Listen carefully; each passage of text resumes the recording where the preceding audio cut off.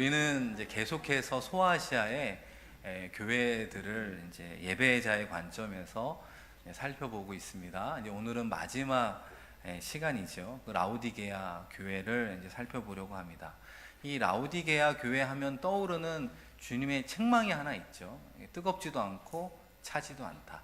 이 미지근한 이 미온적 신앙 태도를 주님께서 사실은 책망한 것으로 잘 알려져 있다는 것이죠.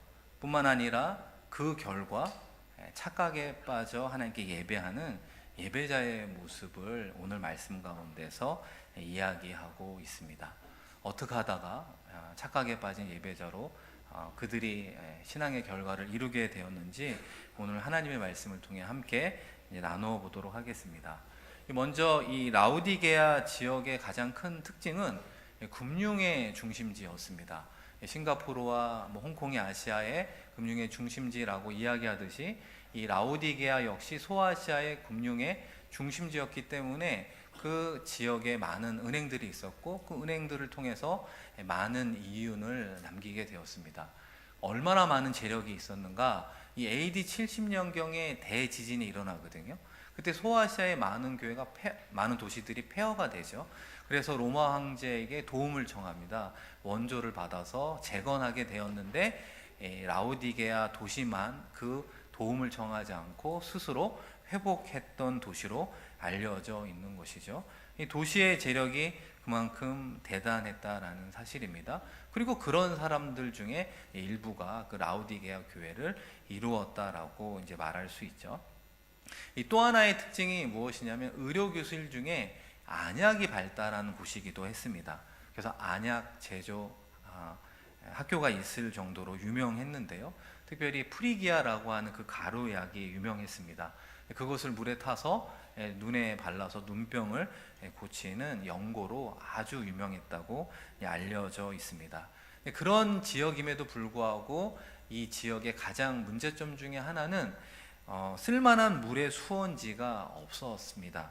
뿐만 아니라 이 지역은 샘과는 거리가 먼 이제 높은 지역, 먼 고원에 위치해 있었기 때문에 상당히 어려움을 겪게 되었습니다.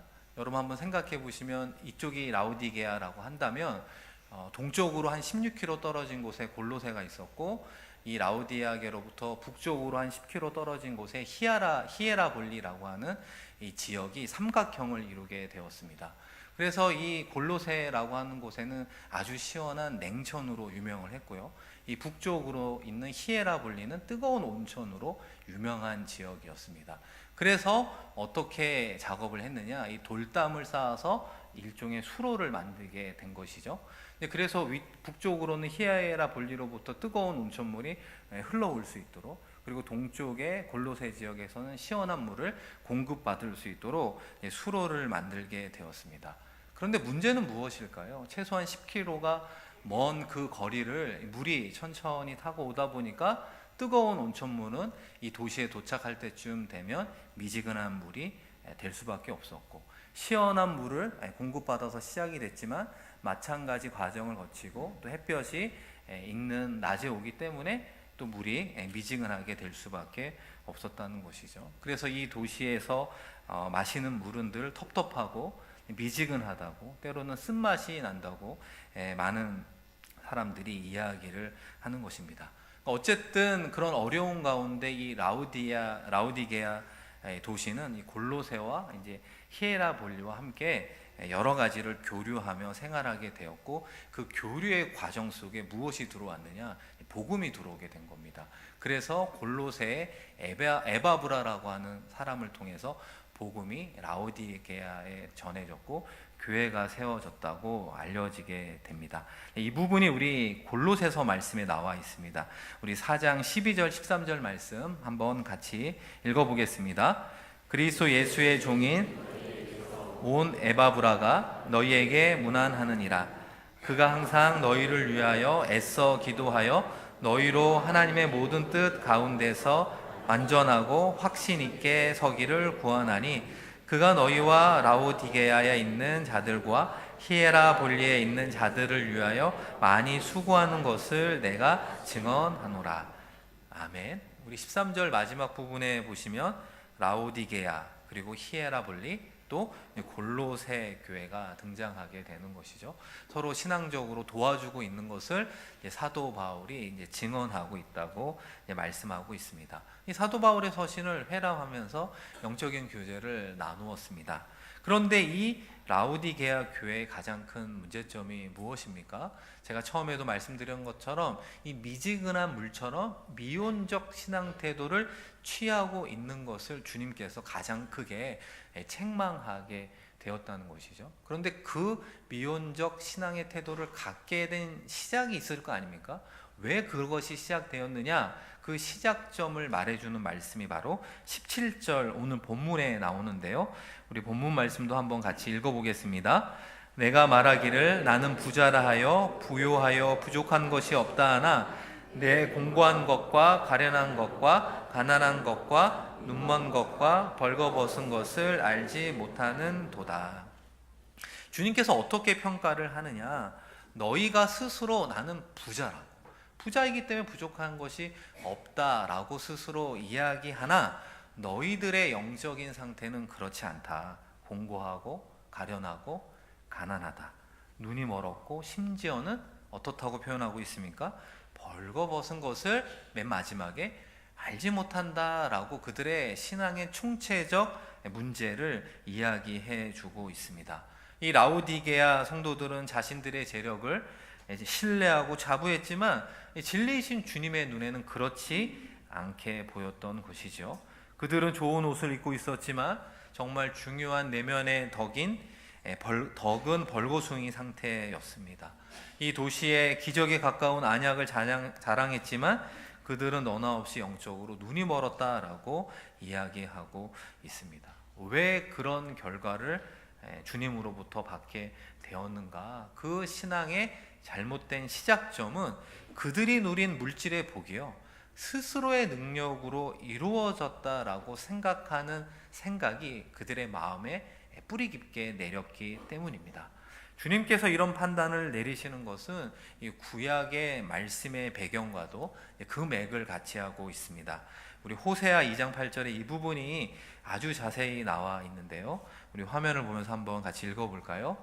곡식과 새 포도주와 기름은 내가 준 것이요 그들이 바알을 위하여 쓴 은과 금도 그가 알지 못하도다. 아멘. 이스라엘 백성들은 농사를 지어서 그 당시 수확을 얻었습니다. 그러나 하나님이 이 수확을 허락하셨음을 모르고 있다고 호세아 선지자가 지적하고 있는 것이죠. 그러니까 백성들은 내가 열심히 일한 결과라고 생각한 거예요. 내가 땀 흘려 일을 해서 얻은 수확물입니다 라고만 생각했다는 것입니다. 이스라엘 백성들은 하나님을 믿는 백성, 선민이지 않습니까?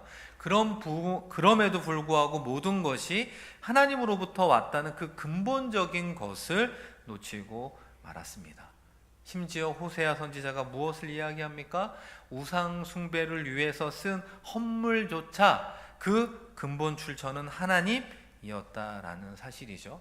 그러나 이스라엘 백성들은 우상 숭배의 죄를 범할 뿐만 아니라 그러면서 드리는 헌물이 하나님으로부터 왔다라고 하는 사실도 모른 채 살아가고 있음을 탄식하고 있다는 것이죠. 동일한 맥락에서 주님은 라우디게아 성도들을 보고 있다는 것입니다. 우리의 눈에 보이지 않는 그들의 정서를 보는 것이죠. 그들의 마음 깊은 곳에 담겨져 있는 가치관으로 깊숙이 들어가 보면 그들을 떠받치고 있는 기본적인 토대가 있지 않겠습니까? 그 토대의 이름이 바로 자기 자신이었습니다. 자신의 능력으로, 자신의 실력으로, 자신의 노력으로 이런 부를 쌓게 되었다고 자부했다라는 말이죠. 다시 말해 나는 부자여서 부족한 것이 없습니다 라고 하는 의식 속에는 내가 중심이다 라고 하는 사고가 자리매김하고 있었다는 것이죠.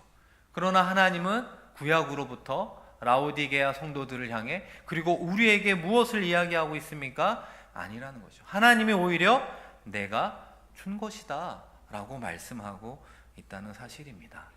사랑하는 성도 여러분, 내가 중심의 삶을 살아가고 있습니까? 아니면 하나님이 준 것입니다 라고 하는 고백 속에 살아가고 있습니까? 이 두 삶에는 엄청난 간격이 있다는 사실입니다. 그러나 안타깝게도 라오디게아 성도들은 내가 중심이다라고 하는 토대 위에서 신앙생활을 쌓아가게 되었습니다.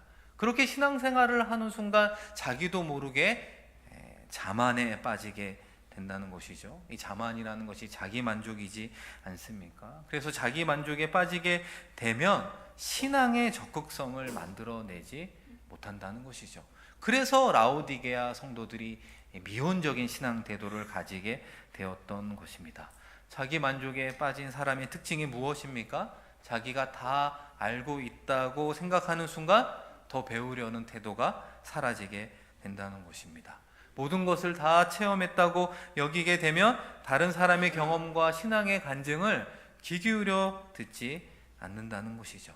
다 얻었다고, 다 알고 있다고, 다 잘하고 있다는 착각에 빠지게 되었습니다. 결과적으로 그들은 간절한 마음으로 주님을 사모할 필요를 느끼지 못하게 되었다고 성경은 우리에게 증언하고 있습니다. 사랑하는 성도 여러분, 주님의 눈에 비친 그들의 모습도 중요하지만 이와 같이 예배하는 우리의 영적인 모습도 중요하지 않을까요? 혹시라도 주님은 우리를 이렇게 보고 있는 것은 이렇게 보는 것은 아니겠습니까? 예수 그리스도를 믿지 않는 것도 아니고 교회를 다니지 않는 것도 아니라는 것이죠. 완전히 세속적이지도 않고 완전히 영적이지도 않다는 것입니다. 하나님을 사랑하지도 않고 그렇다고 또 하나님을 싫어하지도 않는 어정쩡한 상태를 말한다는 것이죠. 신앙적인 태도는 미온적이요, 위치로는 신앙의 중간지대에 머물러 있습니다. 색깔로는 회색을 띠고 있다라는 사실입니다. 또 어떻게 우리의 영적인 상태를 표현해 볼 수 있을까요? 헌신으로 말하자면 그들은 하나님께 반만 헌신하려 했다는 것입니다. 그저 하나님께 반만 헌신하고 스스로 만족했다는 말입니다. 그러한 헌신을 통해 열매를 거둘 수 있습니까? 열매가 생길 수 없죠. 다만 입만 무성할 뿐입니다. 그런데 가장 큰 문제는 그들과 우리가 이 무성한 입을 보고 실제로 신앙에 많은 열매가 생겼구나라고 착각하게 되었다는 사실입니다. 그러므로 라오디게아 성도들과 우리들은 착각에 빠진 채 자신의 신앙생활에 만족하고 있었다는 것이죠. 다시 말해 착각에 빠진 예배자가 되고 말았습니다.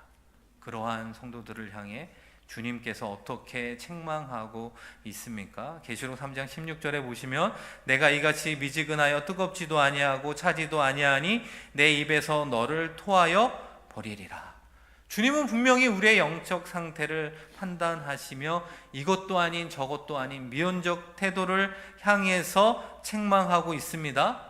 우리가 계속해서 하나님 앞에서 이러한 신앙의 태도를 견지하고 나아갈 때 내 입에서 너를 토하여 버리리라 적나라하게 표현하고 있는 것입니다.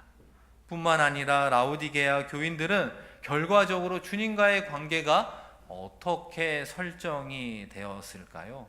우리 20절 말씀에 중요한 그 말씀이 나오는데요. 우리 한번 같이 읽어보겠습니다. 볼지어다 내가 문 밖에 서서 두드리노니 내 음성을 듣고 문을 열면 내가 그에게로 들어가 그와 더불어 먹고 그는 나와 더불어 먹으리라. 아멘. 여러분, 이 말씀을 어디서 들어보신 적이 있으신가요? 우리 캠퍼스나 직장, 거리에서 이제 복음 전하는 분들마다 갖고 있는 그 전도지에 보면 이 계시록 3장 20절 말씀이 기록되어 있습니다. 그런데 사실은 믿지 않는 사람에게 전도하면서 어떤 영접에 초점을 맞추고 사용할 수 있는 말씀이기도 하지만 전체적인 맥락에서는 그렇지 않음을 우리가 알 수 있다는 것이죠. 오히려 기존 성도와 주님과의 관계를 은유적으로 표현하고 있다는 것입니다. 주님이 이 문을 두들긴다라고 하는 건 우리의 마음의 문을 두들기고 있다는 사실입니다. 우리가 그 장면을 한번 떠올려 보면서 이런 질문을 하나 할 수 있습니다. 그렇다면 왜 예수님은 마음의 문 밖에서 계셨을까요? 왜 마음의 문 밖에서 문을 두들기고 있다고 라오디게아 성도들과 우리에게 말씀하고 있을까요?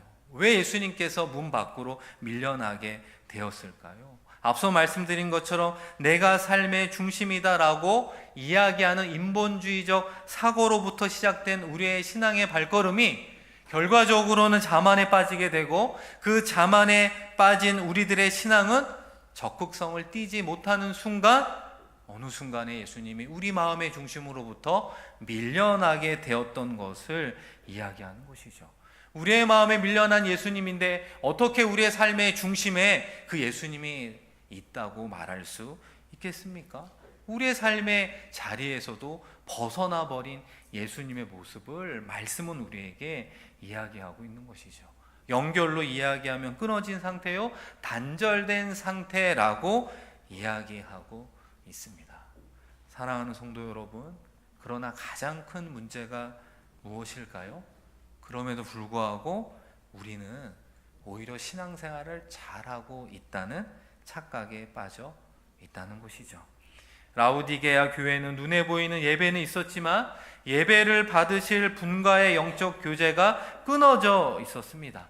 그런 사실을 알지 못한 채 예배하는 착각에 빠진 예배자로서 열심히 예배를 드리는 어처구니 없는 모습을 띠게 되었던 것입니다. 사랑하는 성도 여러분, 그런 의미에서 나의 주님이 서 있는 위치는 정확히 어디에 있을까요? 우리 마음 안에 계신가요? 우리의 삶의 중심으로 들어와 우리에게 선한 영향력을 끼치는 주님으로 계십니까? 아니면 내 마음 밖으로, 우리 삶의 중심에서 멀어져 우리 주님이 계시고 있습니까? 우리 역시 라우디게아 교인들처럼 내 신앙의 연약한 상태를 정확히 알지 못하면서 오히려 나는 하나님이 받으실 만한 예배자라고, 나는 오히려 하나님께서 기뻐하시는 신앙인이라고 착각하며 예배하며 신앙생활하고 있는 것은 아닐까요?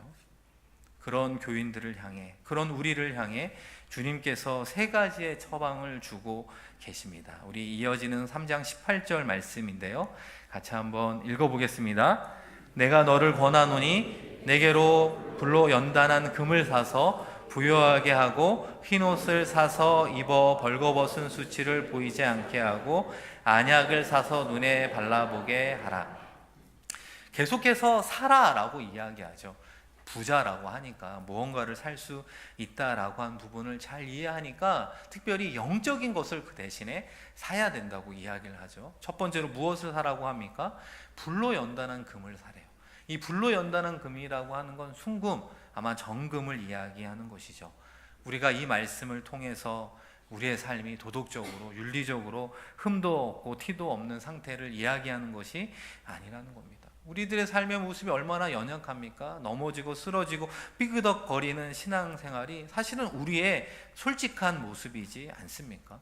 그런데 어떻게 우리가 그런 정금을 살 수 있습니까? 어떻게 그런 정금과 같은 삶을 살아갈 수 있을까요? 이 정금이 말하는 것은 무엇일까요? 이 나의 구원의 근거가 나로부터 시작되는 것이 아니라 하나님으로부터 시작됩니다라고 결론 지을 수 있어야 된다고 이야기하는 것이죠. 나의 삶의 모든 것은 하나님으로부터 나온다는 것입니다. 그러므로 나의 삶의 주인이 하나님이십니다라고 결론에 이르게 된 신앙의 상태를 정금이라고 이야기하는 것입니다. 오직 하나님만 우러르는, 오직 하나님만 바라보는 것에 반대되는 모든 불순물이 빠진 영적 상태가 바로 정금이라고 말하는 것이죠. 그것을 살아, 그것을 이루는 삶을 살아가라라고 이야기합니다. 그러할 때 우리가 진짜 부요가 무엇인지를 경험할 수 있고요, 그것을 깨달을 때 하나님께서 나에게 모든 것을 주셨구나. 물질로부터 자녀들, 건강, 성공, 성취, 내가 가진 모든 것이 나로부터 나온 것이 아니라 하나님으로부터 나왔음을 인정하게 된다는 것입니다. 두 번째로 여러분, 무엇을 사라고 이야기하느냐? 흰옷을 사라. 그 흰옷은 왜 필요하다고 이야기합니까? 우리의 영적인 상태가 벌거숭이와 같다는 거죠. 그것을 덮으라고 이야기합니다. 라우디게아 성도들은 의복이 언제나 화려하고 고급스러웠을 것입니다.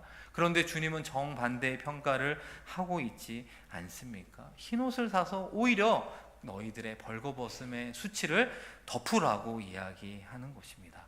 여러분, 그 흰옷이 무엇을 의미할까요? 그것이 바로 예수 그리스도의 보혈을 의미하는 줄로 믿습니다. 예수의 보혈만이 우리를 덮을 때 하나님은 진정으로 죄에서부터 깨끗해진 구원받은 하나님의 자녀, 흰옷을 입고 있는 모습으로 보아 주신다는 것입니다. 우리들은 눈에 보이는 대로 평가하기를 참 좋아합니다. 예배에 들어오기 전에도 서로 인사하면서 웃고 있지만 머리부터 발끝까지 쭉 스캔하며 보지 않습니까? 좋은 옷을 입었는지, 명품으로 치장했는지 우리는 그런 판단을 하면서 살아간다는 것이죠. 그런 맥락에서 하나님께서 우리의 영적인 모습을 스캔할 때 바라보는 것이 무엇이 있을까요? 머리부터 발끝까지 예수의 피로 발라져 있는가? 예수의 보혈이 위로부터 아래로 흘러가고 있는가? 그 한 가지를 바라보고 있다고 말씀하고 있는 것입니다. 마지막으로 여러분, 무엇을 사라고 이야기합니까? 안약을 사서 눈에 발라라 라고 이야기합니다. 여기서 말하는 안약이 필요한 이유는 육체적인 눈의 안약을 이야기하는 것이 아니라 영적인 소경, 영적으로 보지 못하는 너희들의 눈을 떠야 된다라고 이야기하고 있습니다. 저는 이 부분을 보면서 그 신약 말씀에 등장하는 이 베세다 소경을 고쳐주는 장면이 생각이 납니다. 베세다 소경을 고쳐주실 때 단번에 고쳐주지 않았거든요. 침을 발라주었는데 그리고 눈을 떠서 바라보라고 이야기하니까 그 소경이 뭐라고 이야기합니까? 사람들이 걸어가는 것 같은데 마치 나무가 걸어가는 것 같습니다 라고 흐릿하게 보는 그의 상태를 고백하고 있는 것이죠. 그것이 바로 라오디게아 교인의 상태, 우리의 영적인 상태라는 거죠. 보기는 보는데 정확하게 보지 못하는, 참과 거짓을 분별할 수 없는 우리의 모습이라는 것입니다. 그런데 예수님께서 그 베세다 소경을 향해 다시 한번 그 눈에 안수하여 주었을 때 비로소 그가 정확하게 보게 된 것을 알 수 있습니다. 우리가 안약을 사서 영적인 눈에 바르라 라고 이야기하는 것은 다시 한번 예수 그리스도 앞에 우리의 인생을 맡기라는 것 아닐까요? 우리의 눈에 안수하여 주시옵소서, 우리의 생각에 안수하여 주시옵소서, 우리의 마음에 안수하여 주시옵소서. 그래서 영적인 세계를 볼 수 있도록 내가 생각해보니 나의 삶의 중심이 하나님이 아니라 나였구나 라고 하는 것을 깨닫게 된다는 사실이죠. 주님께서 우리의 마음을 안수하여 주실 때 내 마음의 중심으로부터 주님이 멀어져 가고 있었구나 라고 하는 것을 볼 수 있다는 것입니다. 주님께서 우리의 모든 삶의 자리에 안수하여 주실 때 비로소 주님과 나와의 관계가 어떠함을 보게 되고 깨달을 때 비로소 우리는 그리스도인의 참빛과 세상의 거짓 빛을 분별할 수 있는 성도로 살아갈 수 있다고 말씀하고 있는 것입니다. 제가 목욕탕에 대한 이야기를 하고 오늘 말씀을 마무리하려고 하는데요. 어떤 분이 이제 목욕탕에 가게 되었습니다. 온탕에 들어갔는데 물이 너무 미지근하게 느껴져서 그 옆에 열탕으로 옮기려고 발을 담그는 순간 너무 뜨거워서 흠칫 놀라게 되었습니다. 그리고 또 옆에 해수 열탕이 눈에 띄어서 발을 담가 보았는데 너무 뜨거워서 발을 담그는 순간 빼어버리게 되었다고 합니다. 너무 온도차가 크게 느껴져서 온탕과 열탕, 이 해수 열탕의 온도를 확인해 보았는데요. 온탕의 온도는 37.6도, 이 열탕의 온도는 41.6도, 해수 열탕은 43.6도였다는 거죠. 이분은 온도를 보면서 믿기지 않았다고 합니다. 온탕과 비교하여 고작 4도 혹은 6도 차이인데 이 엄청난 차이가 나는 것처럼 느껴졌기 때문입니다. 여러분, 신앙생활도 마찬가지 아닐까요? 어떤 사람은 승리하며 하나님의 은혜를 고백하는 삶을 살아가기도 하고, 또 어떤 사람은 항상 사탄의 시험에 넘어지고 유혹에 빠지면서 허우적거리게 된다는 것입니다. 그래서 하나님은 좋으신 분인 것을 온전히 깨닫고 고백하지 못한 채 살아가고 있다는 것이죠. 하나님을 향해 온전히 헌신하지도 못하고 온전히 하나님의 뜻을 찾지 않기 때문에 세상 사람도 아니고 하나님의 사람도 되지 못한 채 힘들게 신앙생활을 한다는 것입니다. 이것은 혹시라도 헌신도의 차이 때문에 생기는 것이 아닐까요? 승리하는 사람과 그렇지 못한 사람의 헌신도의 차이는 마치 온탕과 열탕, 해수열탕의 온도처럼 아주 조금밖에 차이 나지 않는다는 말입니다. 조금만 더 헌신한다면, 조금만 더 주님을 사모해 본다면, 조금만 더 하나님의 말씀을 통해 주의 음성을 들어본다면, 조금만 더 영적인 일에 눈을 뜬다면 우리 모두가 승리하면서 살 수 있을 텐데, 그 조금이 안 되는 것입니다. 우리가 조금만 더 뜨겁게 헌신한다면 사탄이 우리 근처에 얼씬도 하지 못할 텐데, 4도나 6도의 차이로 사탄이 우리 안에서 활개치는 것을 보게 될 때가 많다는 것입니다. 사랑하는 성도 여러분, 우리의 신앙의 온도는 어떻습니까? 하나님 앞에 뜨겁습니까? 아니면 하나님 앞에 차갑습니까? 아니면 미지근한 온도일까요? 우리는 어떻게 신앙의 열정, 신앙의 온도를 회복할 수 있습니까? 라오디게아 성도를 찾아오셨던 주님의 모습 중에 하나가 창조의 근본으로 소개하고 있다는 것이죠. 우리의 존재의 바탕을 이룬다는 말입니다. 우리가 무슨 일을 하든지 내 삶의 근본 출처가 하나님임을 고백하고 있지 말아라 이야기하는 것이죠. 우리가 그것을 믿음으로 고백하며 나아갈 때 미지근해졌던 우리의 연약한 신앙의 모습에서 다시금 적극적인 신앙인으로, 다시 한번 하나님의 열정을 낼 수 있는 신앙인으로, 다시 한번 하나님 나라의 일에 조금 더 헌신하는 신앙인의 모습으로 서지 않겠습니까? 사랑하는 여러분, 하나님이 찾으시는 그 한 사람, 하나님이 찾으시는 그 신앙인, 하나님이 찾으시는 그 예배자로 다시 한번 온전히 하나님 앞에 서는 저와 여러분 되기를 주님의 이름으로 간절히 축원드립니다. 우리 이 시간 한번 같이 말씀을 기억하며 통성으로 기도했으면 좋겠습니다.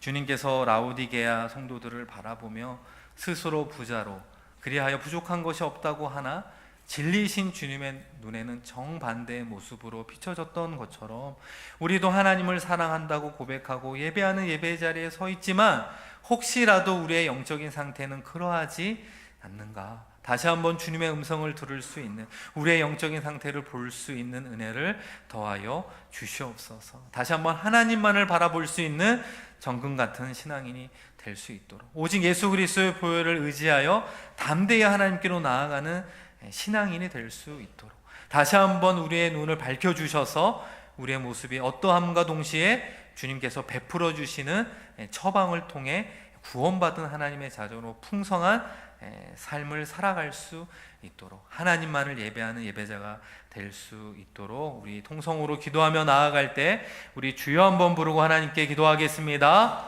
주여, 하나님 아버지, 이 시간 주일을 맞이하여 주의 전에 우리의 발걸음을 옮겼습니다. 하나님을 찬양하며 기도하며 예배했습니다. 아버지 하나님, 우리는 분명히 예배자로 서 있는데 하나님께서는 우리의 모습을 바라보시고 오히려 예배자의 모습이 아니라고 이야기하시는 주의 음성을 들을까 두렵습니다. 다시 한번 라오디게아 성도를 향한 주님의 책망처럼 다시 한번 영적인 우리의 모습을 보게 하여 주시옵소서. 우리의 신앙의 상태가 어떠함을 깨닫게 하여 주시옵소서. 다시 한번 정금을 사며 나아가게 하여 주옵소서. 아버지 하나님만을 바라보는데 방해하는 모든 불순물을 제거한 영적인 순금과 같은 상태로 나아갈 수 있는 은혜를 더하여 주시옵소서. 예수 그리스도의 보혈로 덧입은 자로 살아가게 하시며 그 보혈을 의지함으로 담대히 하나님께로 나아갈 수 있는 축복을 더하여 주시옵소서. 오 아버지 하나님, 이 시간 우리의 머리에 안수하여 주시고 우리의 눈에 안수하여 주시며 우리의 마음에 안수하여 주셔서 다시 한번 우리의 생각 속에 하나님 중심이 아닌 것들은 모두 회개하게 하여 주시고 우리의 마음 깊은 곳에 주님께서 멀어져 가고 있음을 발견한다면 회개함으로 나아가게 하여 주시며 다시 한번 아버지 하나님 우리의 영적인 상태를 바라보며 주님께서 맡겨주신 귀한 일들 감당할 수 있는 은혜를 더하여 주시옵소서. 주님께서 찾으시는 그 예배자의 모습으로, 주님께서 기대하시는 그 신앙인의 모습으로 설 수 있도록 주님 도와주시옵소서. 참 좋으신 하나님 아버지, 우리는 신앙적으로 너무나 연약하고 영적으로 무지하여 우리의 참된 모습이 어떠함을 보지 못한 채 살아가고 있습니다. 보지 못하면서 오히려 신앙생활을 잘하고 있다고 스스로 만족하며 어느 순간 미온적인 신앙의 태도, 착각 가운데 신앙생활하고 있지는 않은지 다시 한번 말씀을 통해 우리를 바라볼 수 있는 은혜를 더하여 주시옵소서. 이 시간 우리 모두가 주님의 정금을 사기를 소원합니다. 주님의 흰옷으로 입으며 주님의 안약으로 영안이 열리는, 그래서 주님이 찾으시는 그 한 삶의 삶을 살아낼 수 있는 은혜를 부어 주시옵소서. 우리가 속한 모든 삶의 자리에서 주인이 내가 아니라 오직 하나님임을 고백하게 하여 주시옵소서. 우리의 마음의 중심에 주님을 모셔드리며 주님과의 깊은 교제가 이루어지게 하여 주셔서 삶의 모든 자리 모든 순간 하나님만을 높이는 예배자로 승리하게 하여 주시옵소서. 감사드리며 귀하신 예수 그리스도의 이름으로 기도드립니다. 아멘.